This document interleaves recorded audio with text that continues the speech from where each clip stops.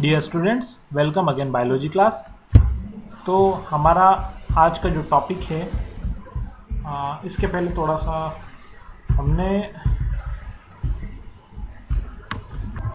आज का हमारा टॉपिक है किंगडम प्लांटी और एनिमलिया। तो सबसे पहले हम प्लांटी की बात करें तो प्लांटी में सारे प्लांट जो है इंक्लूडेड हैं। The kingdom plantae includes all eukaryotic chlorophyll second containing organism commonly called plants. तो सारे जो है इसमें प्लांट इन्वॉल्व है। A few members are partially heterotrophic such the insectivorous plants or parasites bladderwort and venus fly trap of examples. Insectivorous plant in the Cuscuta is the parasite. The plant cell have the eukaryotic structure with the prominent chloroplast and cell wall mainly made of cellulose. तो यहाँ पर ये सारी चीजें यहाँ पर Plantae के बारे में नेक्स्ट चैप्टर में पूरा डिटेल हम देखेंगे। अभी हमें देखना है कि सारे जो प्लांट है वो सारे प्लांटी के अंदर ही आते हैं। सारे प्लांट जो है प्लांटी के अंदर आते हैं और ये हम नेक्स्ट चैप्टर में इसका डिटेल देखने वाले हैं। ठीक है, तो यहाँ पर प्लांटी में इंक्लूड्स हैं एल्गी हैं, ब्रायोफाइट्स हैं, टेरिडोफाइट्स हैं, जिम्नोस्पर्म है, एंजियोस्पर्म है। ये सारी चीजें हम नेक्स्ट चैप्टर में इसको डिटेल देखने वाले हैं। नेक्स्ट हमारा किंगडम एनिमलिया है। तो एनिमलिया हेटरोट्रोपिक यूकैरियोटिक ऑर्गेनिज्म है, मल्टीसेलुलर है और जो है इनमें सेल सेल वॉल होती है। डायरेक्टली या इनडायरेक्टली डिपेंड होते हैं प्लांट फूड पर, इसलिए इनको हेटरोट्रोपिक अपन बोलते हैं। तो आगे देखते हैं क्या इनमें। तो ये सारे जो है the digest food of the internal cavity stored food reserve of glycogen or fat. Their mode of nutrition holozoic by ingestion of food को मालूम है holozoic में इंजेक्शन होता है। The definite growth of pattern and grow of adult that have definite shape and size इनकी होती है। ये सारे higher forms show elaborate sensor and neuromotor mechanism इनमें होता है। Most them are the capable of locomotion यहाँ पर होता है। Sexual reproduction, copulation of male and female for embryological development होता है। साइलेंट फीचर सारी चीजें हम जो है यहाँ पर चैप्टर 4 में देखने वाले हैं।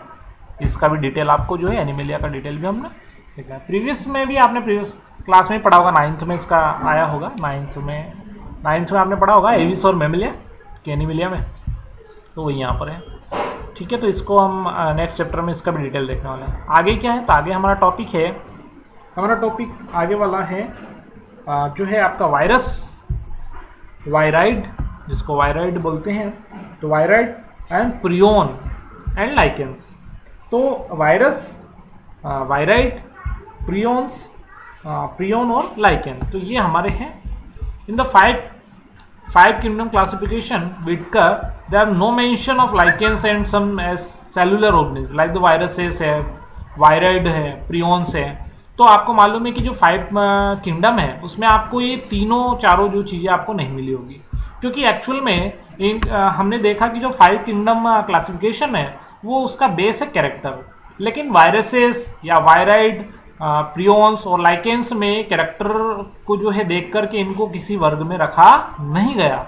ठीक है, तो ये अलग ही यहाँ पर आपको इसका टॉपिक अलग ही मेंशन यहाँ पर किया हुआ है, यानी कि इसको जो है 5 किंगडम में इसको इंक्लूड नहीं किया गया। ठीक है ना, उसको नो मेंशन, मतलब उसका कोई मेंशन हमको मिला ही नहीं उसमें। देखते हैं आगे क्या है इसमें। All of us who have suffered from ill effect of common cold of flu. Now जब आप कभी बीमार होते हैं तो आपको जो है सर्दी खांसी हुई होगी। What effect viruses can have the अस, और आपको मालूम है किस तरह से हमको वायरस क्या करते हैं, इफेक्ट करते हैं। If you do not associate with our conditions, viruses did not find a place classifications, they are not considered truly living।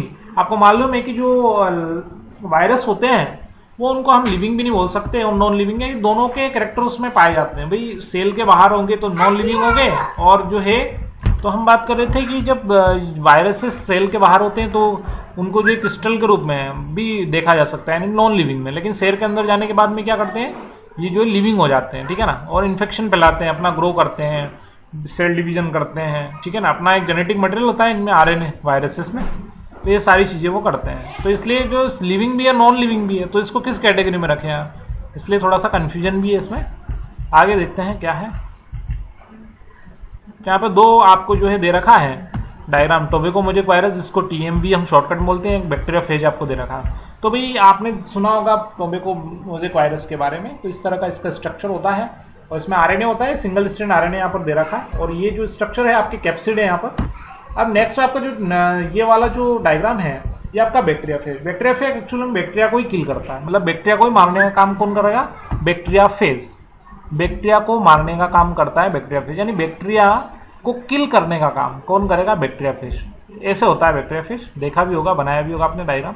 तो ये शीट यहाँ पर कॉलर है, हेड है, और ये इसका जो है बेस प्लेट जिसको बोलते हैं, तो टेल फाइबर्स यहाँ पर होते हैं। बेस प्लेट है और बेस प्लेट में इस तरह से टेल फाइबर्स इसके होते हैं। एक्चुअल में ये क्या करता है कि ये जो बैक्टीरियाफेज है ये बैक्टीरिया के ऊपर चला जाता है और अपना जो डीएनए है वो जो है उसके अंदर डाल देता है, यानी सेल बैक्टीरिया के अंदर डाल देता है। और वो जो डीएनए जब ये डालता है तो ये डीएनए क्या करता है? उसको इफेक्ट कर देता है, इफेक्ट कर देता है पूरे को, इसको मतलब इन्फेक्शन, मतलब एक तरह से इफेक्ट करके, और उसको जो है वो बैक्टीरिया जो होता है वो मर जाता है, ठीक है ना। तो ये बैक्टीरियाफेज इस तरह से होता है। सारी चीजें यहाँ पर लिखी हुई है। तो viruses cause disease of mumps, smallpox, herpes, influenza, AIDS, ये सारी चीजें जो है किनसे हो सकती है? ये वायरसेस से होती है। The symptoms can be mosaic virus, leaf rolling, curling, yellowing and when clearing, grafting, ये सारी ग्रोथ यहाँ प्लांट के अंदर भी ये होते हैं। तो ये है, ऐसा नहीं है कि सिर्फ वायरस ही जो है डिसीज करते हैं, बैक्टीरिया भी, बहुत सारे बैक्टीरिया होते हैं जो कि डिसीज करते हैं, और बहुत सारे जो है यहाँ पर फंगस भी होते हैं, फंगी जो कि डिसीज करते हैं। तो अलग अलग डिसीज होते हैं। नेक्स्ट हमारा है, तो हमारा वायराइड है। तो वायराइड में 1971 में यहाँ पर आप देखिए, तो 1971 में टी.ओ. डाइनर ने, टी.ओ. डाइनर साइंटिस्ट का नाम है, टी.ओ. डाइनर ने एक नया संक्रामक, मतलब उन्होंने इन्फेक्शन एजेंट जो ढूंढ लिया, इन्फेक्शन एजेंट मतलब संक्रामक जो इन्फेक्शन करता है, नया ढूंढ लिया उन्होंने, ठीक है ना। वायरस तो सही, लेकिन इसके अलावा उन्होंने ये बोला कि यार और भी कुछ होता है जो इन्फेक्शन करता है, यानी इन्फेक्शन एजेंट को उन्होंने ढूंढ लिया। तो उन्होंने बोला कि ये क्या है? वायराइड है, ठीक है ना। द स्मॉलर देन वायरसेस, ये वायरस से भी छोटा होता है, और जिसके कारण इसको क्या अपन बोल सकते हैं यहाँ पर? Potato spindle tuber. तो ये जिसके कारण पोटैटो स्पिंडल ट्यूबर नामक रोग होता है, डिसीज होता है। तो पोटैटो स्पाइंडल ट्यूबर डिसीज जिसके वजह से होता है वो वायराइड की वजह से ही होता है डिसीज, ठीक है ना। It was the found of the free RNA. Wired में जो है आरएनए तथा प्रोटीन आवरण जिसको अपन बोलते हैं, let the protein code is the found in virus and the name of wired. तो यहाँ पर आपको दिया गया है कि इसमें क्या है, वायराइड में आरएनए तथा प्रोटीन आवरण जो वायरस में पाए जाते हैं उनका क्या होता है? देखिए आप, उनका आपका जो है अभाव होता है, मिलते नहीं है, वो फाउंड नहीं होते हैं, मिलते नहीं है। इसलिए इनको क्या बोला जाता है भाई? इनको जो है हम बोल सकते हैं, इसलिए इनको वायराइड के नाम से जानते हैं। और इनके जो वायराइड का जो आरएनए मोलिकुलर वेट है वो भी कम होता है, लो होता है, ठीक है ना, ये यहाँ पे लिखा हुआ। इसके बाद प्रियोन से लास्ट वाला आपका प्रियोन। तो प्रियोन हम बात करें मॉडर्न मेडिसिन में, इन्फेक्शन, न्यूरोलॉजिकल डिसीज जो होते हैं, न्यूरोलॉजिकल बीमारियां, भाई न्यूरोलॉजिकल बीमारियां आपको मालूम है न्यूरॉन हमारे नर्वस सिस्टम से रिलेटेड होती हैं। तो न्यूरोलॉजिकल बीमारियां जो है वो ऐसे फोल्ड प्रोटीन की वजह से होती है, और उन्हीं को अपन बोलते हैं यहाँ पर प्रियोन्स बोलते हैं। The agent was the similar in size of viruses, और ये भी जो है इनका जो आकार वायरस के आकार के समान होता है, यानी कि वायरस के जैसे ही ये हो सकते हैं। मतलब इनकी साइज कैसी होती है प्रियोन्स की? ये वायरस की जैसी ही इनकी साइज हम मान सकते हैं। This agent were called of prions, इन्हीं को अपन क्या बोलते हैं? प्रियोन्स बोलते हैं। The most notable disease called of prions is the bovine spongiform, और यहाँ पर आपको लिखा है स्पिंजीफोरम, एंसेफेलोपैथी जिसको BAC यहाँ पर बोल रहे हैं, commonly called up made of cow disease, cattle and its analogous variants are the Jacob disease, CGD जिसको शॉर्टकट में बोलते हैं, in humans।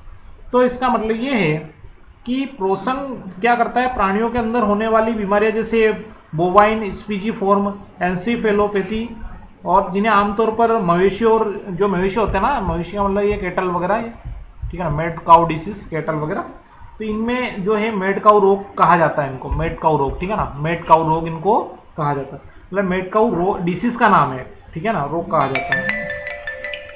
किनमें? मवेशियों के अंदर इनको मेड काउ रोग कहा जाता है। और इसका समान प्रकार से एक आर जेकेब रोग भी होता है। क्या होता है? आर जेकेब, यहाँ पर लिखा नाम, ये सी आर जेकब डिसीज जिसको अपन बोल रहे हैं, ठीक है। तो ये जो है जेकब रोग जो है मनुष्यों में इसका समान प्रकार से सी आर जेकब रोग होता है। तो ह्यूमंस के अंदर भी इस तरह से इसमें हो सकता है ये वाला डिसीज, किसके कारण? प्रियन के कारण। लाइकेंस आपने पढ़ा होगा, सिम्बायोटिक रिलेशन आपने पढ़ा होगा, वही यहाँ पर है। Lichens symbiotic association, the mutual usual association between algae and fungi. तो एल्गी फंगी के बीच में एक रिलेशन बन जाता है, दोनों एक दूसरे को बेनिफिट पहुंचाते हैं, इसको सिम्बायोटिक रिलेशन बोलते हैं, ठीक है ना। और इसी को अपन बोलते हैं सिम्बायोटिक प्लांट या जो है बोलते हैं, ठीक है। दी एल्गिल कंपाउंड ऑफ नाउ द, यहाँ पर सारी चीजें देखिए आप, ये autotrophic heterotrophic specially algae prefer food of fungi, fungi provide shelter and absorb mineral nutrition and water the partner. तो यहाँ पर मैंने अभी आप जो बोली कि एक दूसरे क्या होता है इसमें, एक्चुअल में क्या होता है कि दो जीव यानी कि ऑर्गेनिज्म साथ साथ रहते हैं और एक दूसरे को बेनिफिट पहुंचाते हैं, ठीक है, फायदा पहुंचाते हैं। ये यहाँ पर एक दूसरे को क्या कर रहे हैं, बदले में एक दूसरे से, वो उसको ये दे रहा, फूड दे रहा है, एक उसको क्या न्यूट्रिशन वगैरह दे रहा है। तो ये सारी चीजें, एक के लिए खाना बना रहा है, एक उसको जो है न्यूट्रिशन और वाटर प्रोवाइड करवा रहा है। जैसा हमने देखा था राइजोबियम में, आपको मालूम है ना, लेग्यूमिनस प्लांट में जो राइजोबियम पाया जाता है, राइजोबियम उसको नाइट्रोजन देता है, बदले में प्लांट क्या करेगा, उसको रहने के लिए जगह दे रहा है, उसका फूड दे रहा है उसको। तो ये सारी चीजें जो है इसमें आ रही। तो लाइकेंस को भी जो है उनमें जो है इस तरह से सिम्बायोटिक रिलेशन होता है, ठीक है। Lichens are very good pollution indicators, they do not grow in polluted area. तो लाइकेंस जो होते हैं, लाइकेन क्या होते हैं भाई, लाइकेन जो होते हैं ना वो आपके प्रदूषण के अच्छे संकेतक होते हैं, मतलब इंडिकेटर, मतलब बस संकेत देने वाले। तो क्या संकेत देते हैं, क्योंकि हमें पता है कि ये प्रदूषित क्षेत्रों में नहीं पाए जाते, यानी कि जहां पर भी पोल्यूटेड एरिया होते हैं वहां पर आपको लाइकेंस नहीं मिलेंगे। तो आपको क्या पता चल जाएगा, आपको ये इनडायरेक्टली ये पता चल जाएगा कि भैया यहाँ पर लाइकेन नहीं है, यानी कि हो सकता है यहाँ पर पोल्यूशन हो। तो ये इसलिए यहाँ पर लिखा हुआ है कि पोल्यूशन के अच्छे इंडिकेटर हैं, हमको पता चल जाता है कि यहाँ पर पोल्यूशन है या नहीं है, क्योंकि इनका क्या प्रॉपर्टी है कि दे do not grow in polluted area, ये पोल्यूटेड एरिया में ग्रो नहीं करते हैं, ठीक है ना, इस तरह से। तो ये आपका चैप्टर अब कंप्लीट हो चुका है, वीडियो भी बहुत लंबा हो गया है ये वाला, तभी जो है चैप्टर कंप्लीट हो पाया हमारा।